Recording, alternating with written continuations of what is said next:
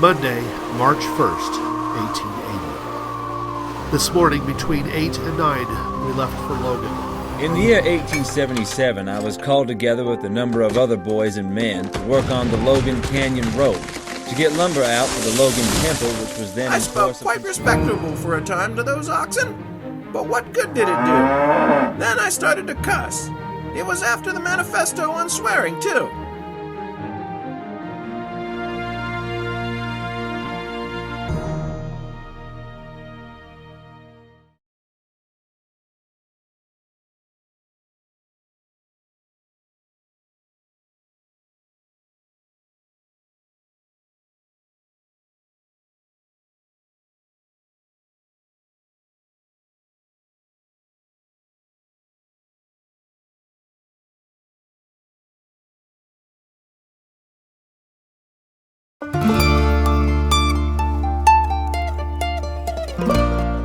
On May 9, 1877, 9 days before the dedication of the temple's land area, Charles O. Card and Thomas X. Smith selected a mill site 4 miles up Mons Fork,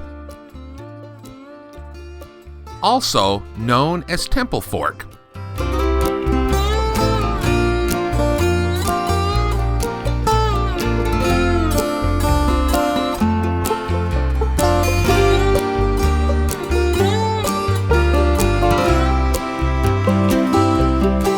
A monument telling its history was dedicated via prayer by the late Logan native and LDS apostle L. Tom Perry. It happened on a rather appropriate date, Labor Day, in September of 1993. One can drive from where the marker rests, then hike an additional 2.5 miles to the historic area.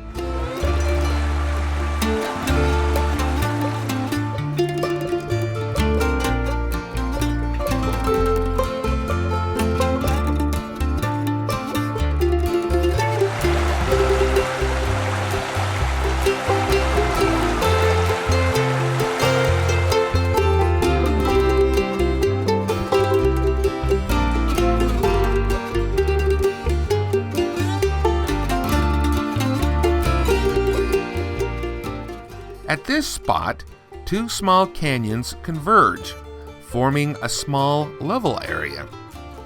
At the mouth of this region was a spring of water which had a flow sufficient to power the future mill. A secondary, smaller stream flowing out of the left fork supplied the camp with water and supplemented the main spring during the summer months. In order to get to that location, a road had to be constructed to that area. Less than a decade earlier, men were called to extend the Logan Canyon Road area by President Ezra T. Benson in 1869. 60 men answered that call. Then, the following year, more men like Thomas G. Lowe and Joseph Scarborough, all young bachelors from the Franklin area, accepted the call. They took 2 teams and wagons, scrapers, and other equipment to enlarge the road, starting from Birch Glen to the right-hand fork area. Many others also worked on building the road in Logan Canyon and upgrading it.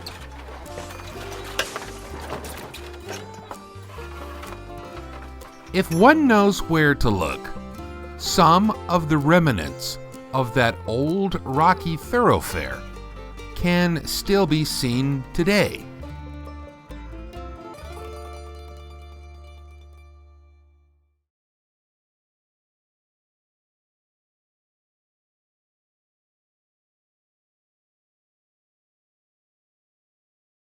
Later that decade, John M. Baxter was on hand aiding in this endeavor. He told of his rather whimsical experience in his 1932 autobiography, Life of John M. Baxter. In the year 1877, I was called together with a number of other boys and men to work on the Logan Canyon Road, to get lumber out for the Logan Temple, which was then in course of construction. The company was organized with a captain, chaplain, etc. George Simpson, a very pious old gentleman, was chosen as our chaplain. Oh, Lord! He had selected a place a short distance from the campfire for morning and evening prayer. He did all the praying himself and was very lengthy in his devotion. The weather being extremely cold, the boys would often slip away to the campfire to get warmed and return before the prayer was ended. Amen. I worked on this road for about 2 months, then returned to my home. John Baxter.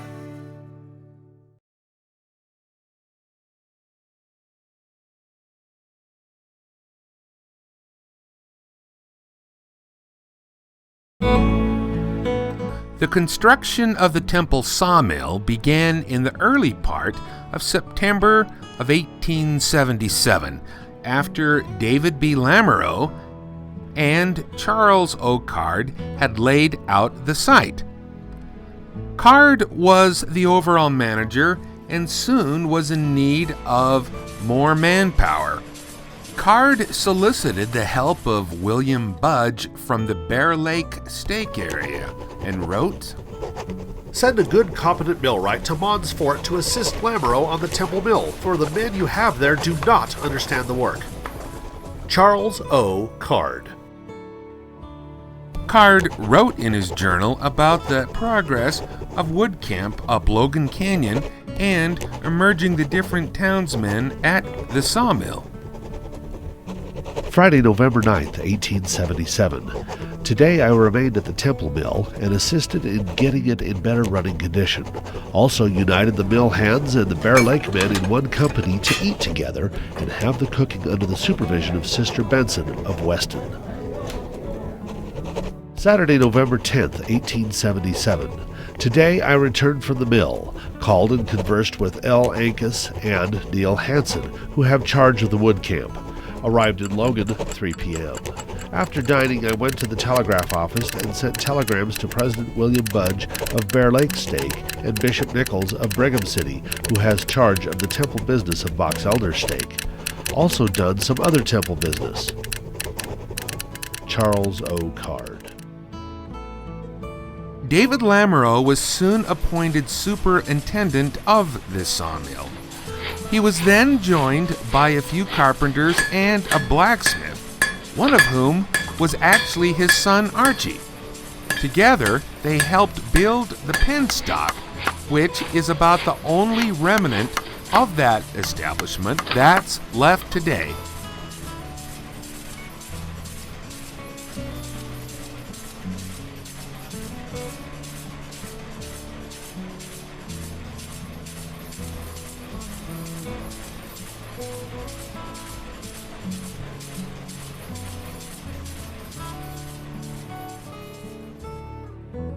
Born on September 20th, 1819, David Lamoureux was raised on a farm in Scarborough, Canada. While growing up, he maintained an instinctive interest in surgery. He made splints and bound up broken limbs for small animals and birds when he saw the opportunity. This knowledge was a prototype for his abilities to later help others in his community who needed medical attention. When he was around 18, his family heard the gospel and moved to the United States to be with the Mormons. Lamoureux also understood the need for medical aid himself. When he lived in Iowa, he was engaged in cutting timber. Part of a branch flipped and struck him in the forehead and almost severed his nose off. He was forced to hold up his flesh so he could see. He was found by some neighbors who immediately brought him to their house, and his father was called. His nose was put back into place, and he lied in bed in agony. On the third day, around dusk, two men knocked at the door, and they seemed to sense that there was a serious illness. They offered to stay through the night, insisting that the neighbors get some rest. During those late hours, these guests and David's father anointed him with oil and made him some glorious promises of life. In the blessing, David was promised a complete restoration, an important mission to fulfill, and his name should be yet known worldwide. During the administration, he said that he heard some of the most beautiful heavenly music. The pain left him entirely, and he slept all that night and was relieved from the pain from his accident. In the morning, the visitors uncannily disappeared and weren't seen again. Lamoureux always felt that he had been served by heavenly messengers. Lamoureux later wore a flesh-colored silk patch. This covered his forehead opening caused by the branch that penetrated his skull.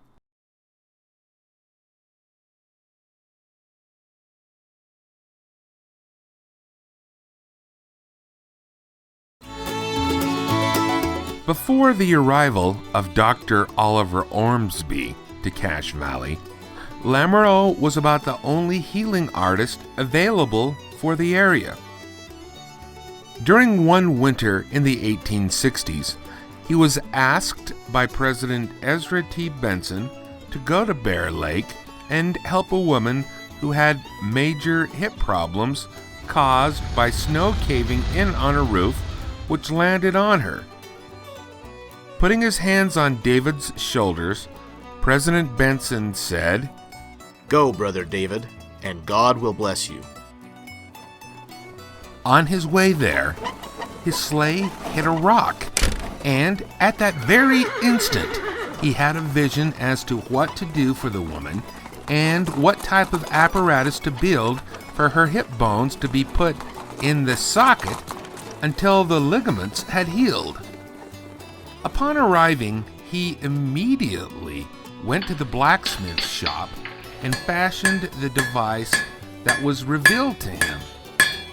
He then operated on her, and with the aid of the brace, she fully recovered.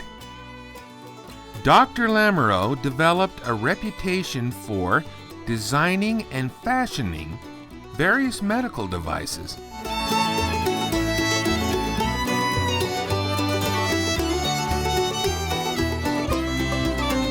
While working at the Temple Sawmill, a newspaper reported about a man who had broken his leg above the knee. The steps that Dr. Lamoureux took after the worker had left the sawmill were pretty impressive to some of his fellow brethren.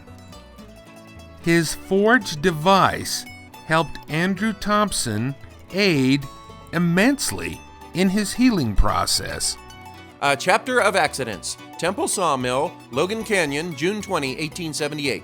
Editors, Deseret News. As we have had a few casualties lately, we would like you to give a little space. Last Monday, while the boys were working in the timber, cutting and hauling, a large tree was felled, and in falling, it loosened another which was unperceived, and and fell on 3 of the boys, 2 of whom escaped with slight bruises. Silas Wright from Bennington, Bear Lake, narrowly escaped with life but is now well.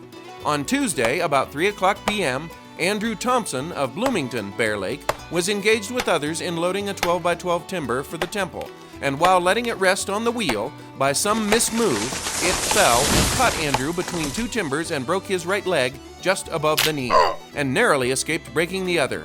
He was kindly taken care of, and the fracture set by Dr. Lamoureux of Logan, who was at hand. It was found by nature of the fracture that an extension was necessary to be applied, and one was speedily made, of which the doctor is the inventor, and which is the most recommendable instrument for that purpose we have ever seen. The patient is fastened in such a manner that any displacement of bone is impossible, and after cured, he need not limp about with a short leg. Many other little accidents have happened, but for all in all are working with heart and might, and first-class lumber is turned out at a rate of 6,000 feet per day. Yours with respect, Leon.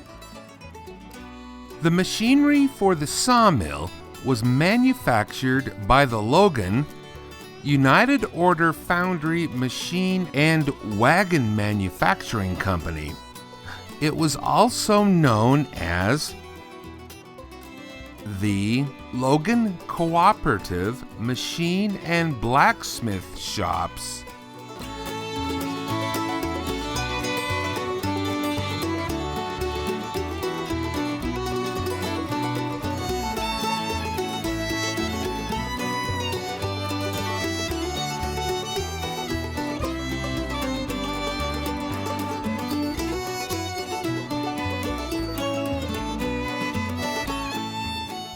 In the latter part of July 1877, the firm had contracted to make in 40 days a water-powered sawmill for the Temple Building Committee.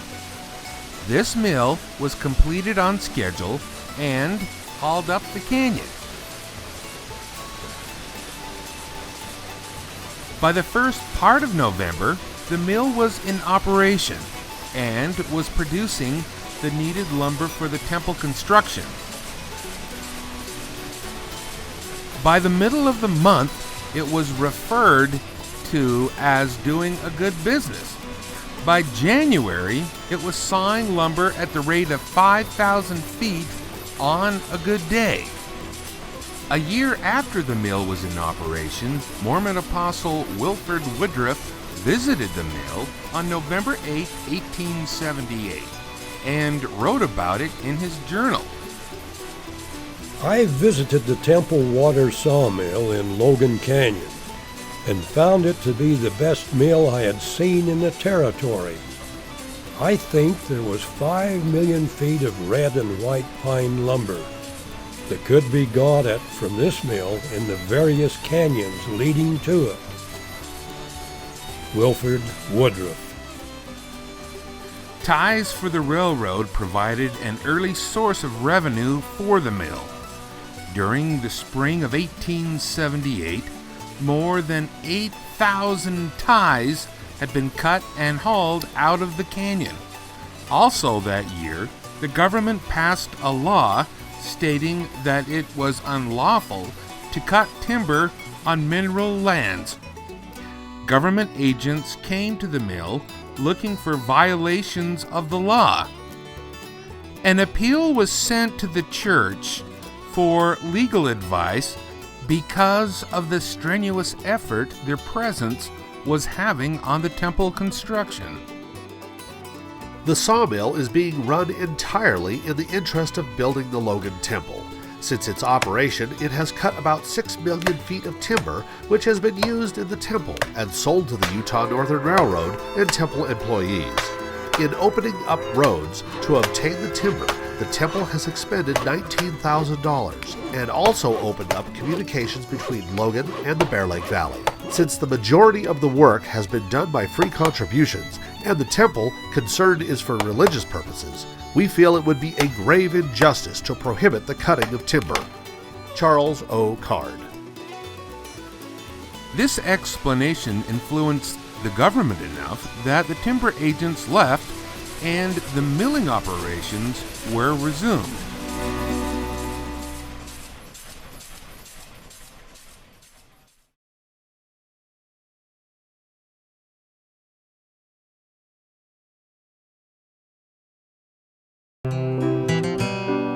Besides road building, John Baxter also wrote some memories about his experiences with the Temple Sawmill in his book. After returning from the Temple Road, a request was made upon the Randolph Ward to furnish a yoke of oxen to work at the Temple Sawmill. Bishop Stewart looked all over town to get them, but without success. He then came to me and requested that I let mine go. Having become very much attached to my little steers, I told them that I didn't like to part with them.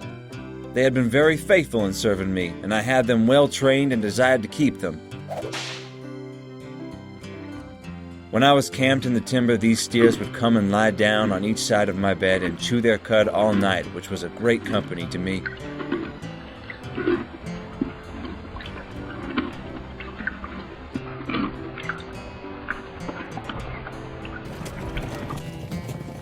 I hauled lumber from the sawmill with them to build the booth and crocker barn.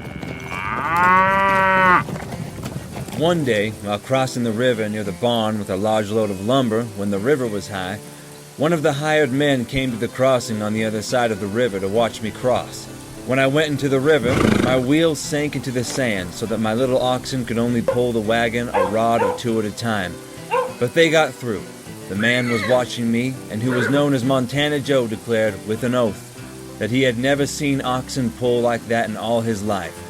And he added, "You never swore at them either." The bishop said he would try again if he could not get oxen from somebody else. I would have to let mine go, as the request from the temple mill had to be complied with. He returned in a few days and said that he had been unable to get any oxen, and so I must let mine go, which I did. In return for them, I obtained a little mare that was lame and balky. John Baxter.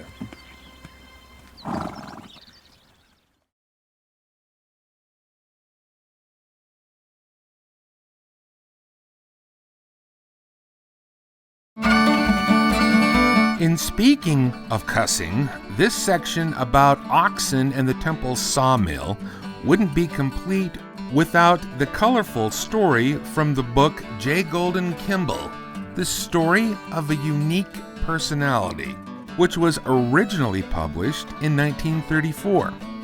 In it, the author Claude Richards wrote about the Mormon General Authority when he was a teamster. Joe Morris was the best man with oxen I ever saw. One time, when we were hauling some of those temple logs to the sawmill, he turned the whip over to me. There were 6 yoke. I had never tackled half so many. "You can't learn younger. Go ahead," Joe said to me. So I took the whip and started in. The oxen, dumb as they were, knew a change had been made. Immediately they lagged, and some of them turned around to look at me. I fancied they were all laughing at my shrill voice. Joe stood by and laughed. He wouldn't help a bit. I spoke quite respectable for a time to those oxen, but what good did it do? Then I started to cuss. It was after the manifesto on swearing, too. But I was mad and had to turn loose. I never did it again. That was the last time. And boy, how I did cuss. Did I wax eloquent? I'm afraid I did. But did those oxen sit up and take notice? They sure did. Every one of them got down to business. You see, they were church oxen, and when you talked that language to them, they understood it. J. Golden Kimball. Journeying through Logan Canyon, teamsters, travelers, and temple workers had some favorite resting and camping places. This stereo view image of that area, taken by Utah photographer C.R. Savage, was located just above Right-Hand Fork and is now a favorite place for rock climbers to hang out. This image dates during the time when the sawmill was being utilized. This section in Logan Canyon has been known as both a beacon and a haven for well over a century. The cave area was known as Hanging Rock and served as a layover to travelers, while the larger monolith next to it was known as Standard Rock.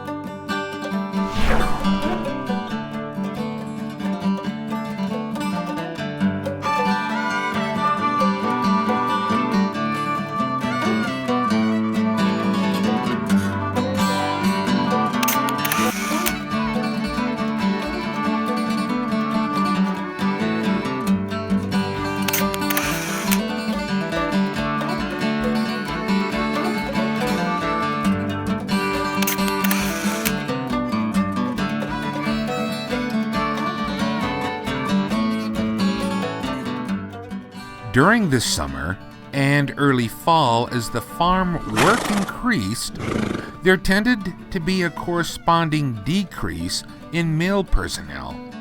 The number of personnel employed at the mill varied usually according to the season of the year. The average number was between 20 and 30. Some of the pay-per-day vocations varied with the job titles as the years progressed. During the latter part of the mill's operation, the positions and daily pay included the following: foreman, $3 to $4.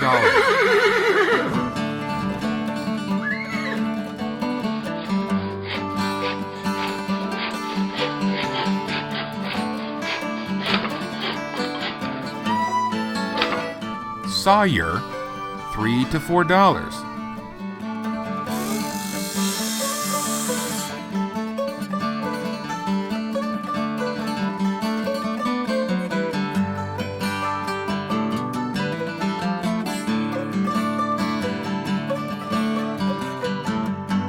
Carpenter, $3.50.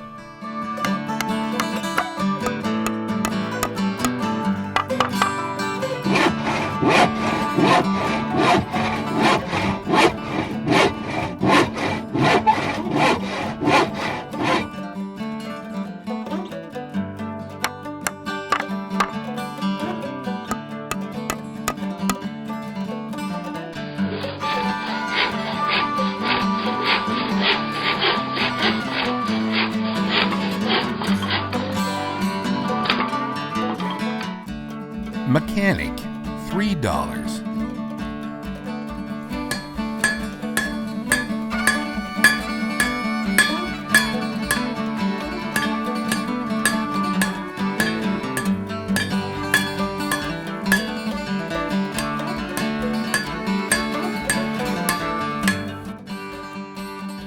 Logger, $2.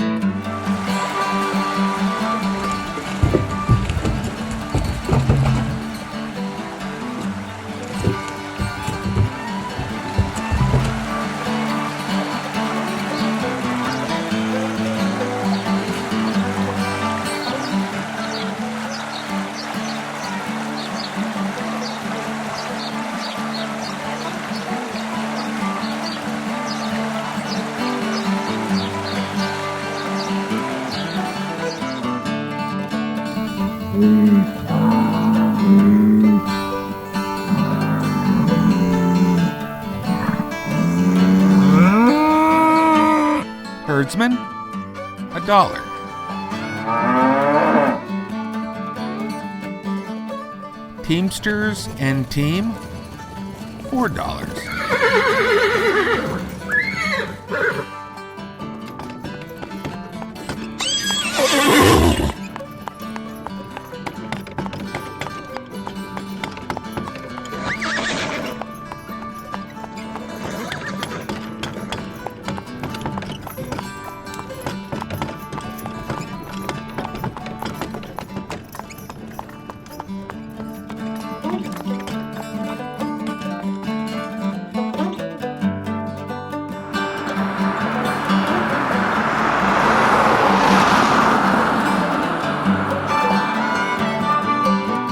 Teamster and a yoke of oxen, $3.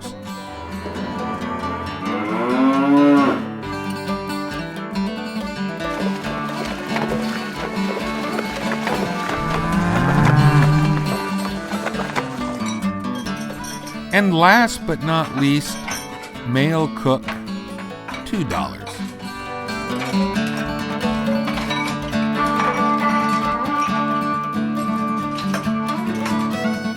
Female cooks and helpers were paid $3 a week. Usually, 2 women cooks and 1 or 2 helpers were employed in the cookhouse. Often, they were the wives of the mill hands.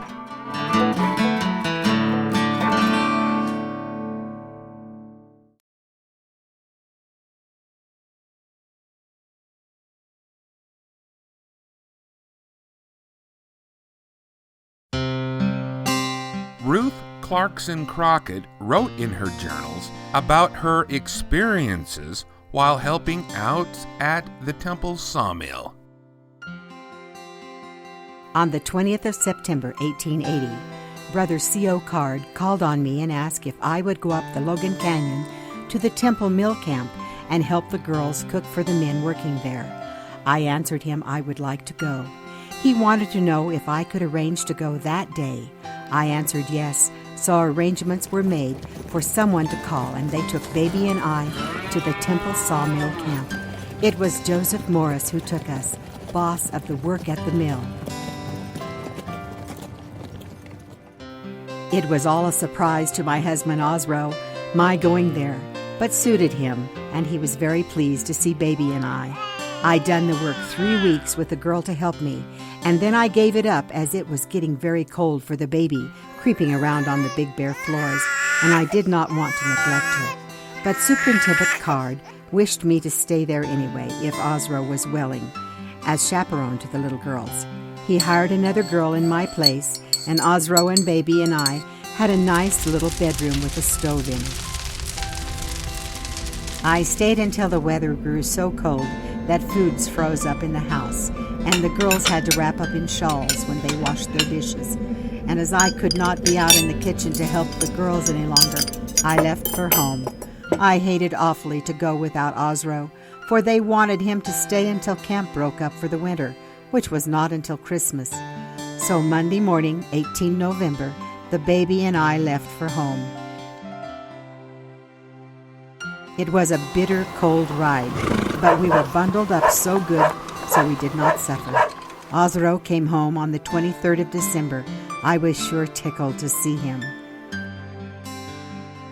While we were at the mill, they had a good many nice little parties.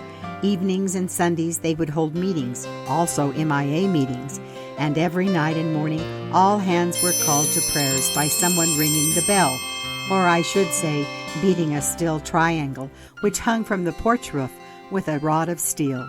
The cooks beat it when they called the men to the meals.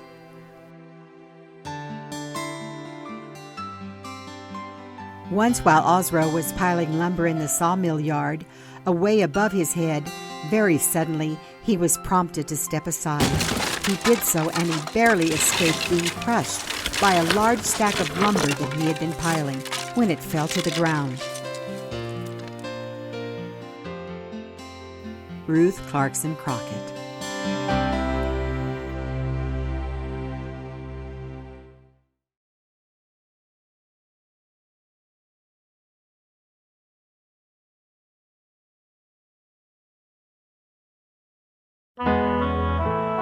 Those actually employed at the mill varied depending on the season of the year. The personnel average was between 20 and 30. These included a foreman, 1 or 2 sawyers, a cook or cooks, and a clerk. The rest included mill hands, choppers, teamsters, and such. During the summer and early fall, as the farm work increased, the personnel there decreased for obvious reasons. Another worker at the mill was a young Swiss immigrant named John Widmer. Widmer was a dedicated laborer at the Temple Sawmill and had made great sacrifices for his religion.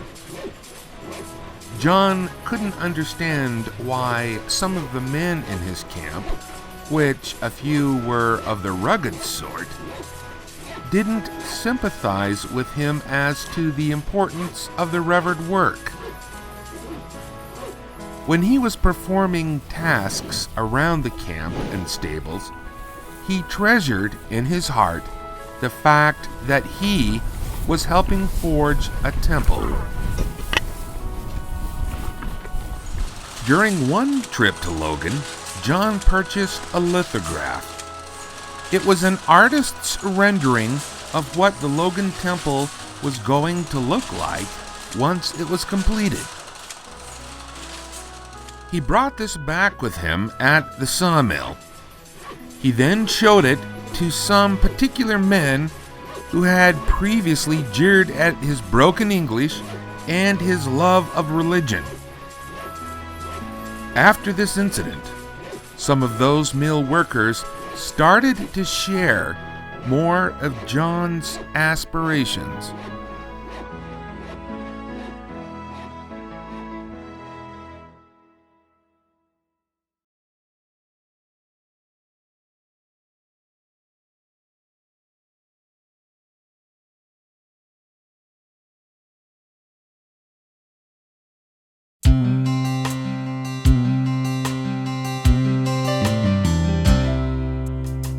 Visitors were always welcome at the mill.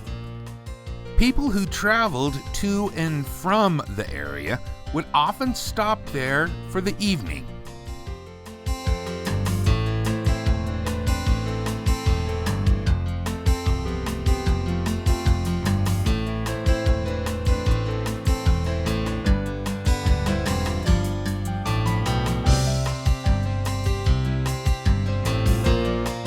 Sometimes the wife and children of a mill hand would stop and visit for a few days.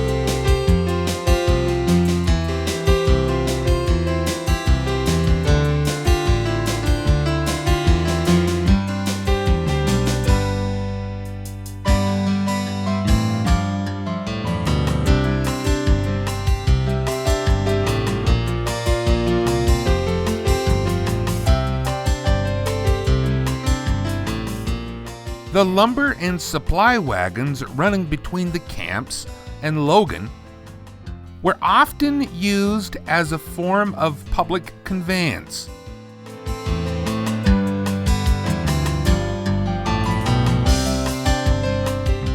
Teamsters welcomed the opportunity for company on the long trips to Logan, which took a full day to complete. As the temple neared completion, the need for the sawmill industry decreased dramatically. It reluctantly closed down in December of 1883 with the hope of finding a buyer. It was valued at $4,000 with a 3-year supply of timber in the area. An adequate buyer couldn't be found, and it remained idle until August of 1884, when it was decided to enlarge the extension of the temple.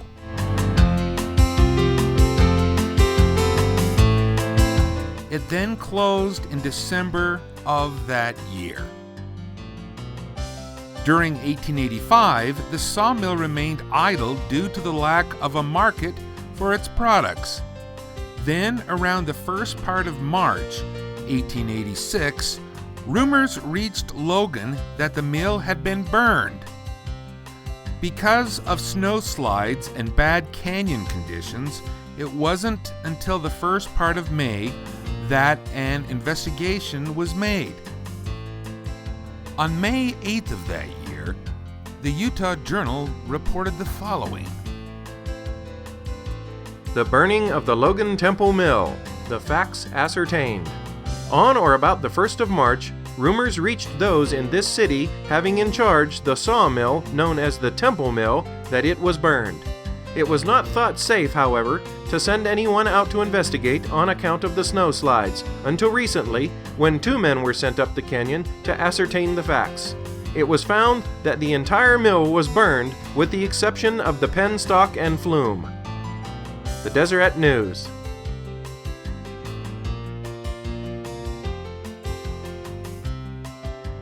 The mill was the base of the construction program for the temple. Large amounts of lumber were produced, of which much was sold or exchanged for other needed building products. Sometimes mill products served as pay for the workers on the temple. The sawmill produced well more than 2.5 million board feet of lumber, 21,000 railroad ties,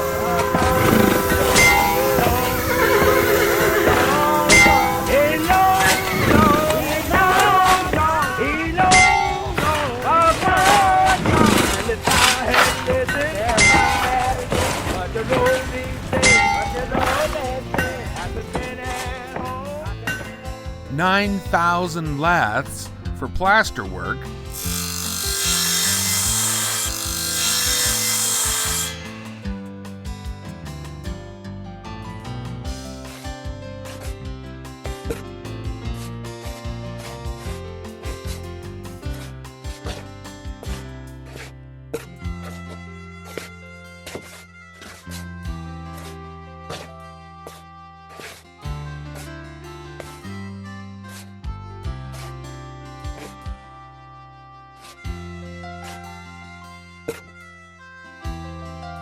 $2 million shingles, and 50,000 pickets, some of which were used on the temple and tabernacle grounds and the surrounding area for fences.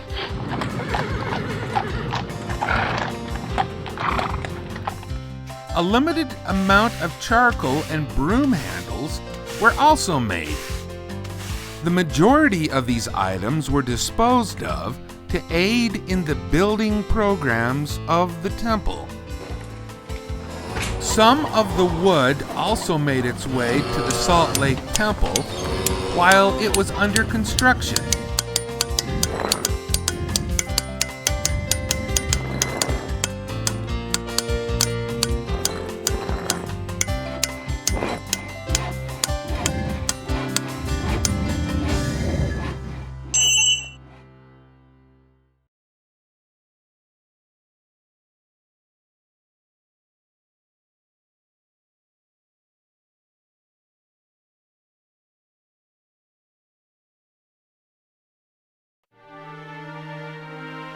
Back in 1954, Melvin Larkin wrote his master's thesis about pretty much all aspects of the construction of the Logan Temple. When discussing the sawmill, Larkin typed the following. The majority of these items were disposed of to aid the building program of the temple. Through the use of this industry, the saints were able to convert relatively large amounts of human labor, of which there was a good supply, into the products and goods needed to erect their sacred temple. Transporting the sawmill products 26 miles to the temple block in Logan was a big problem. Because of the condition of the roads, much of the hauling was done by sled in the wintertime when the weather permitted. When wagons were used, smaller loads were hauled. It became a common practice to haul lumber in two stages. First, it was moved from the mill down the fork to Temple Wood Camp, which was located about 5 miles down Logan Canyon. Here, loads of lumber were stacked later to be reloaded and taken into Logan. Most of the lumber was hauled by special calls upon the saints of the Cache Valley and Box Elder areas. Notice was given of the amounts to be hauled, and each ward usually furnished their quotas of men and teams. Each teamster going to the wood camp or sawmill was required to produce an order from the temple block and a toll road ticket before he was allowed to load up.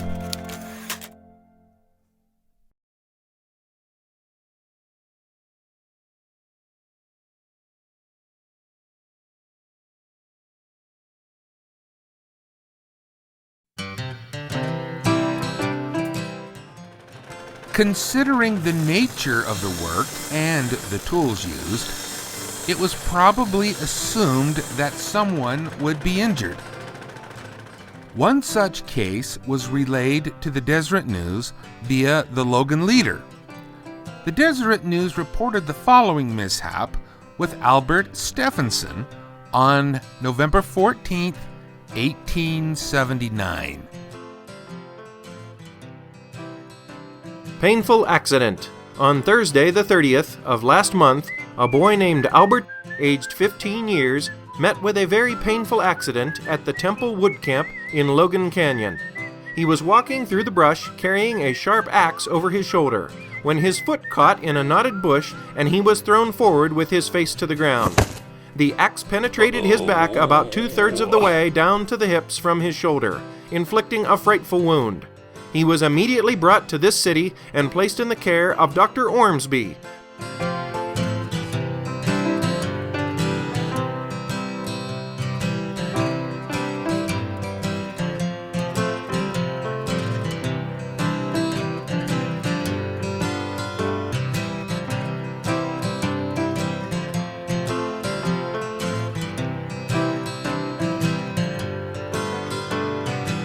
Who examined the wound and found that one of the principal muscles of the boy's back had been cut through, the gash being about 3 inches long and 1 inch in depth, and only half an inch from the spinal column.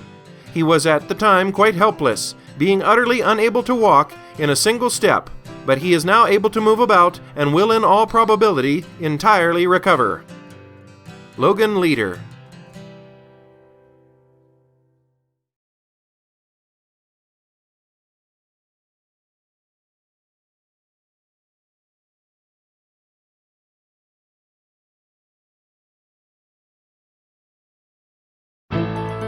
Back in the 1930s, Marion Everton wrote a series of in-depth articles for the Herald Journal.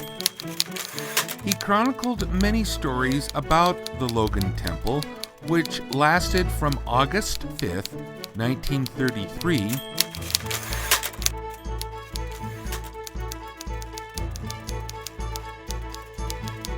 to November 27th, 1937. This article tells of yet another mishap at the Temple Mill. Once again, a patient traveled to Logan to be under the care of Dr. Ormsby.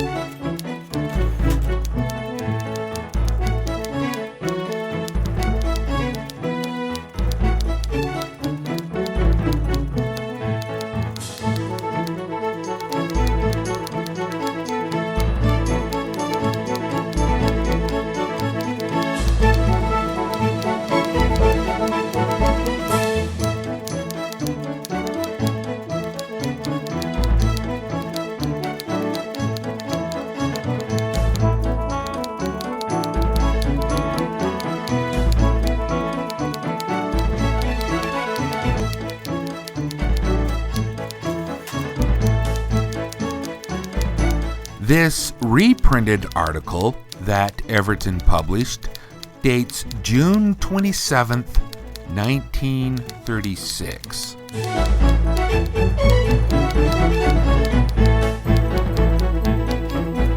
It must be noted now that, although not word verbatim, Everton transposed Card's journals in a more fluid form and fashion than what came from Charles's original pen.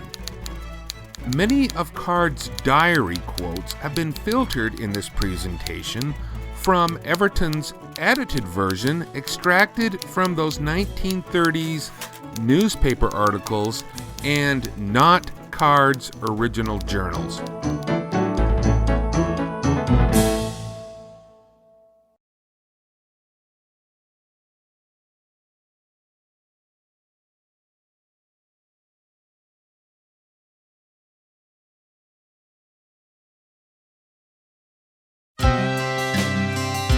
What may be a surprise to many is that when Nolan Olsen wrote his locally famous book, Logan Temple, The First 100 Years, the bulk of the information he assimilated for it was from either Everton's newspaper articles or Melvin Larkin's thesis on the Logan Temple.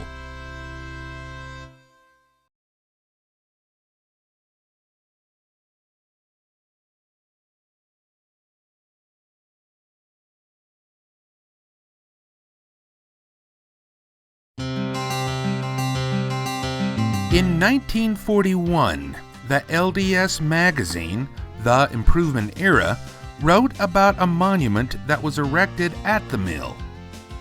It was dedicated on the 25th and 26th of July by explorer groups of northern Utah. Its base was built from stones taken from the fireplace and chimney of the old mess hall that was located there. Accompanying the boys was Bishop John Q. Adams, who hauled finished lumber and lime to the Logan Temple Square during a 4-year period.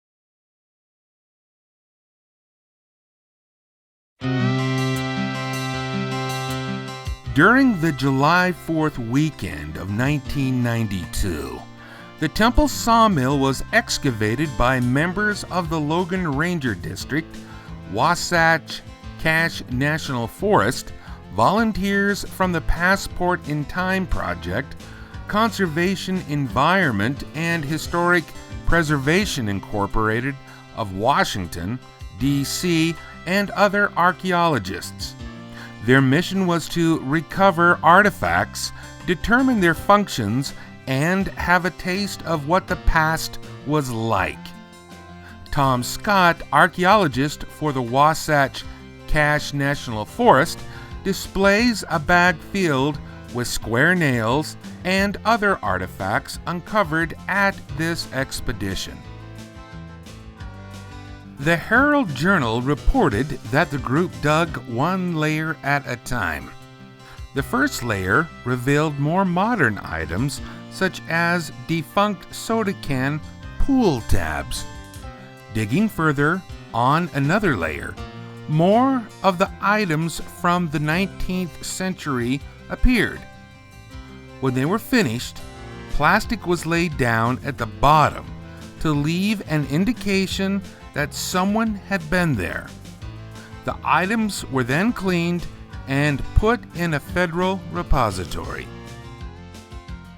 Today, quaking aspens are growing over the area where buildings once stood, and the excavation once took place.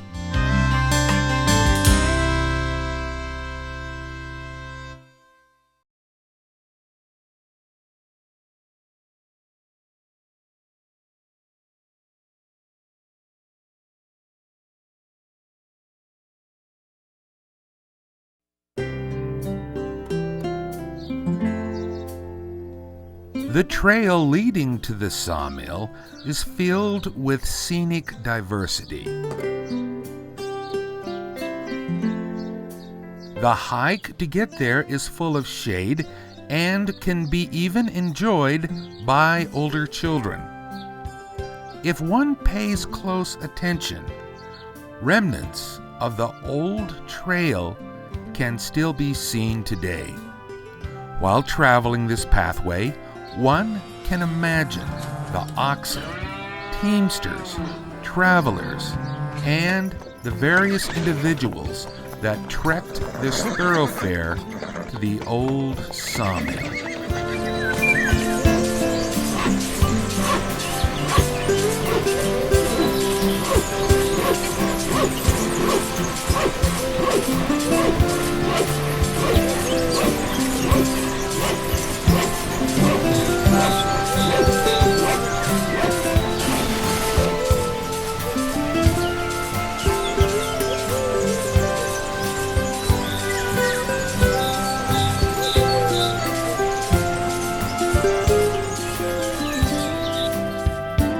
The materials that were used in the temple from the mill were mainly demolished in the latter 1970s during the Logan Temple renovation.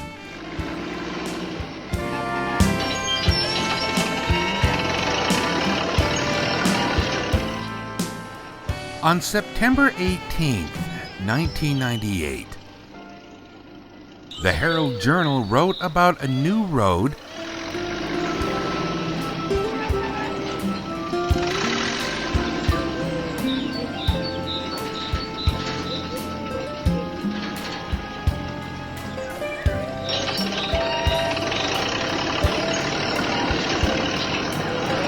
which was built to get traffic off the old road,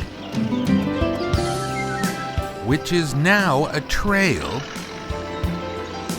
in an effort to rescue erosion and the excessive amount of sediment washing into the Temple Fork stream.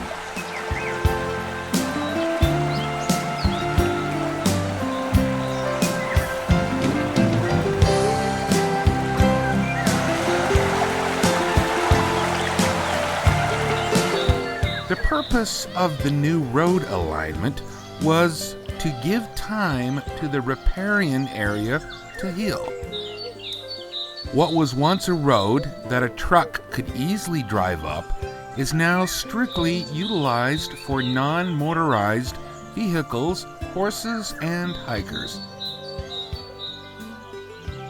During this road rerouting time, the Forest Service built a temporary pathway that was extremely scenic that rose above the trail for a period of years.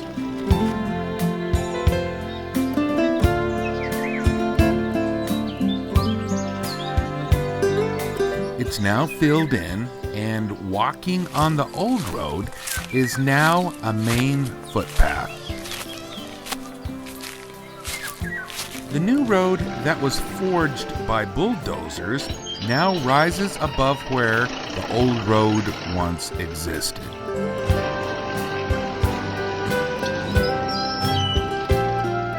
In taking a hike en route to the sawmill area, one can observe this natural carved bust image embossed intrinsically on a canyon wall.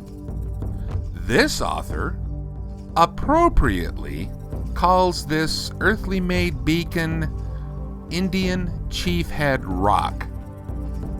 This fashioned by nature stone effigy seems to serve as a rather peaceful yet bold monolithic Native American gargoyle. It has an appearance and bust of a great Indian chief in full headdress. It could also serve as a symbolic reminder to travelers in Logan Canyon. Many a good soul from the Victorian era has historically trekked this exact same passage and byway. Those pioneers of yesteryear all had one thing in common. They had experienced exceptionally poignant stories that were designed to be shared with the public. And as these saints worked together like bees in a hive, they consecrated their synergized efforts to help build a temple to the Great Spirit and the Most High God.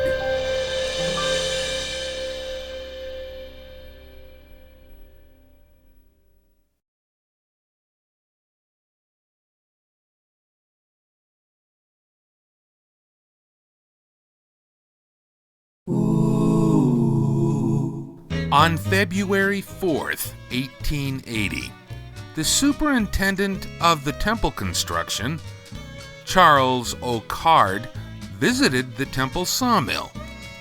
Along with a good hard day's work, Card also felt that his men's entertainment was good for morale. I drove to the temple mill today, arriving there in the evening. Found the mill hands and their friends having a dance in the dining room. The evening was spent in a very enjoyable time.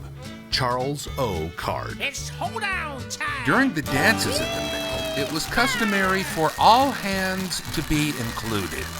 The problem was the shortage of the female cooks and their helpers. There were 4 in number.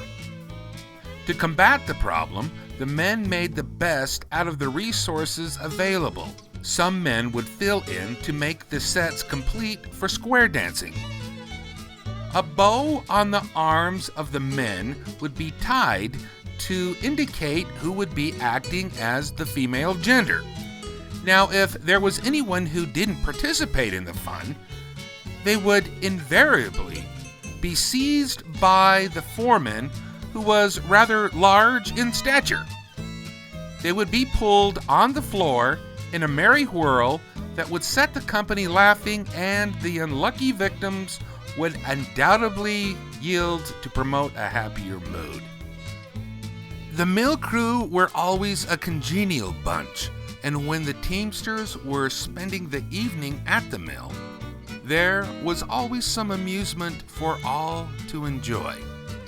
One of the teamsters, who was especially well liked, was a young man from the old Logan 5th Ward area named William King. He was also known as Billy to his family and had just turned 25 the previous month. He had a wife and a newborn son at home and was known for his love of life.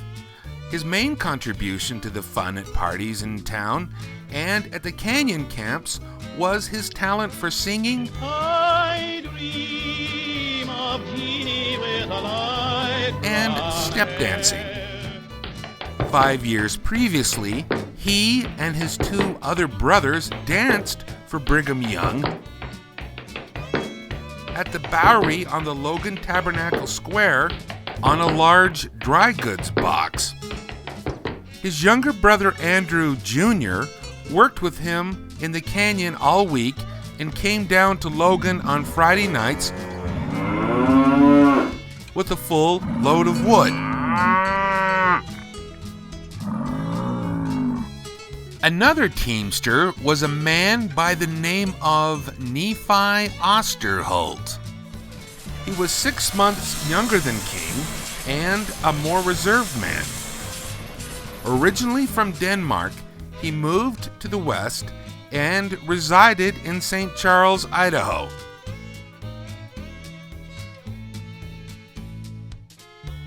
During the winter of 1879-80, The canyon was an important thoroughfare. It was also unpredictable and burdensome as usual. Thursday, February 26, 1880. I remained in camp with the men until about 10 a.m. when we opened the road a short distance down the canyon. We had shoveled a road through 2 snowslides and many drifts. The snow is still falling, and all hands are very tired.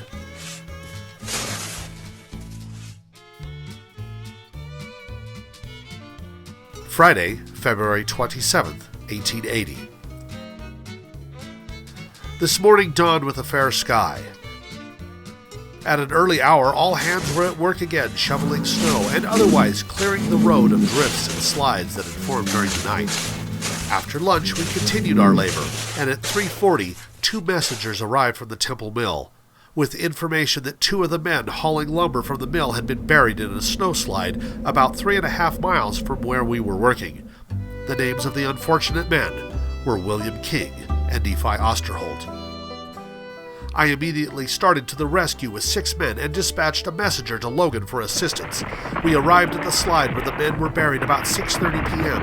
and found the men from the mill doing all they could to extricate their companions from the snowslide.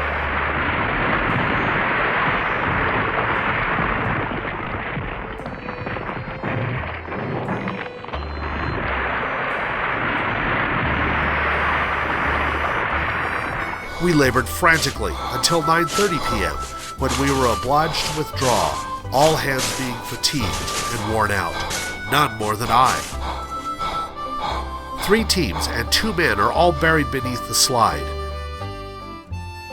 After supper, we laid down and tried to get some rest, but the circumstances of the day, together with the hard, grilling labor, made sleep almost impossible. Charles O. Card. 7 men were caught in the snowslide, 5 of whom miraculously escaped injury. 1 mill hand was caught on the crest of the slide and carried across the creek quite a distance to the opposite bank. 2 mule teams belonging to the temple and a horse team belonging to a man on business were also killed. The snowslide came down from a distance of about 75 feet. Its base was about 300 feet and had assumed the shape of the letter V. When the messengers who talked to Card arrived in Logan, they stopped at Logan Hall. It was 11 p.m. and they made the announcement to the group there that we're holding a dance. After a brief discussion, the men began hurrying for their coats and caps. Tears filled most of the ladies' eyes as they helped the men get ready. Bishop William Hyde of the 5th Ward was touched most by the disaster. 2 homes in his ward were greatly affected, for Billy's wife and son lived in one, and King's parents lived in the other. The following day, efforts in digging the men out became fruitless. During the night, the area became dangerous. The frost had frozen the snow of the slide and dammed the water 4 to 8 feet. That Sunday, the strenuous work of digging out the avalanche began to pay off. Sunday, February 29, 1880. Bright and early this morning, we redoubled our efforts to find the bodies of our brethren. During the night, the weather having turned warmer, the water had cut a channel under the slide, thereby draining the snow dry. This helped us materially in our search, and about 10 o'clock we found the body of William King in the bottom of the riverbed. We placed the body on a sleigh, and it was taken to Logan. The men now worked with renewed energy and were rewarded by finding the body of Nephi Osterholt about 11 o'clock near the place where that of King was found. The second body was also placed on a sleigh and sent to Logan, so that by 12 o'clock noon, both were on their way home. A strong gale was blowing the snow until the air was filled like a heavy snowstorm. It was the worst I had ever experienced in all my life. The road was entirely obliterated. We were 2 hours traveling down to Logan River, 4 miles. We did not reach Wood Camp until 9:30 and probably would not have reached the camp had it not been for the kindness of 6 men from Wood Camp who were prompted to come and meet us. Monday, March 1st, 1880. This morning between 8 and 9 we left for Logan, where we arrived about noon.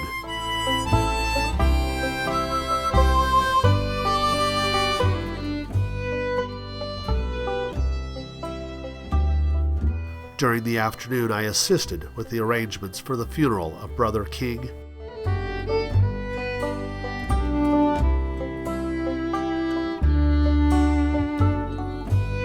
And Osterholt.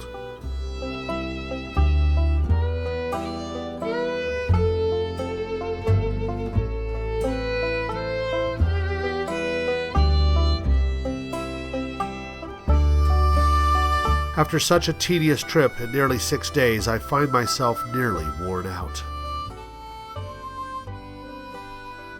Stories of the incident reveal that the workers were trying to break a road through the drifts from the mill to Wood Camp. When they heard the snowslide start and saw that they could not get out of its way, Osterholt tried to reach the opposite side of the creek, and King tried to get on the crest of the slide by standing on the backs of his team. Both men failed, and the body of King was found prone in the bed of a river. He was hit broadside and was thrown under his outfit's wheel under 8 to 10 feet of snow. Osterholt was found crushed against the bank with upraised arms holding a shovel in both hands and with one knee raised as if to climb the bank. He was holding on to a branch and was under only 1 foot of snow. If he could have run just a few more feet, he could have been saved. Miraculously, one of the other teamsters was also caught on the crest of the slide and was carried across the creek quite a distance up the opposite bank. Somehow, he cheated death. On the evening of the second night that the bodies were in the slide, the father of William King, Andrew Sr., was among the searchers. He was so stricken with grief that he could hardly restrain himself. As it grew dark, and the searchers prepared to return to the mill for the night, they watched him pacing the bank, wringing his hands, and some of them heard him say in his Scottish accent, "Ah, my son Billy was a good boy, but he's got a cold bed tonight." Andrew Sr., just a short time beforehand, had almost lost his son Billy to the winter environment. Billy was with his brothers and they were maneuvering logs down Benson Slide in Green Canyon. He became so cold and tired he fell over and couldn't get up. He soon fell asleep and was starting to freeze to death. His brother Andrew tried to awaken him but found it impossible. So he ran for his other brother Jim, who took a switch and hit Billy so hard that the pain made him conscious.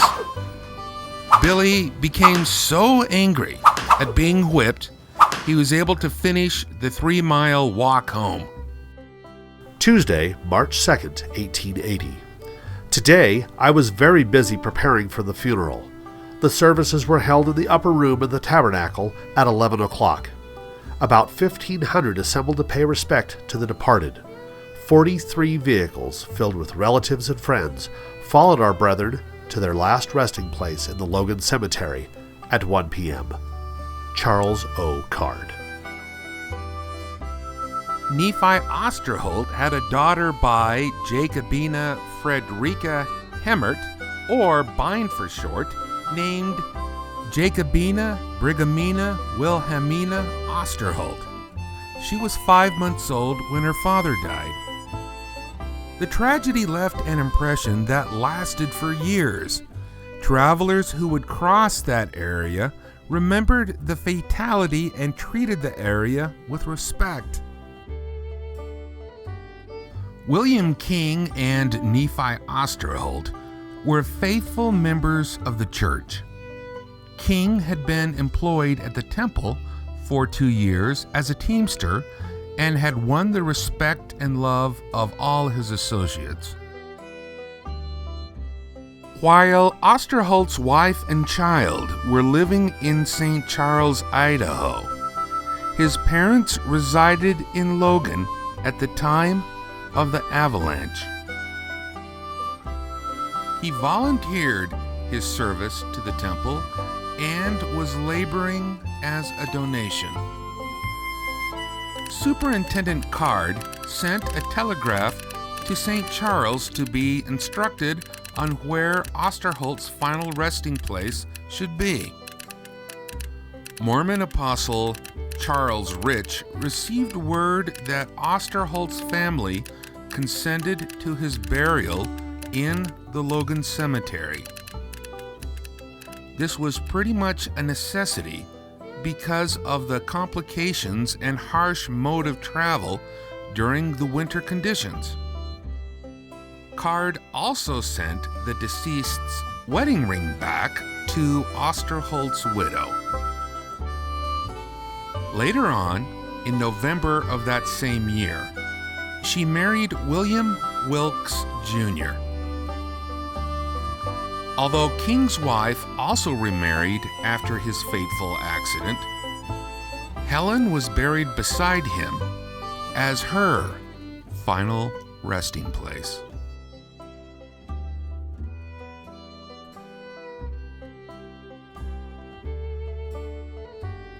Both King and Osterholt's gravestones were derived from the Franklin, Idaho rock quarry and were inscribed by fellow Logan Temple construction craftsmen.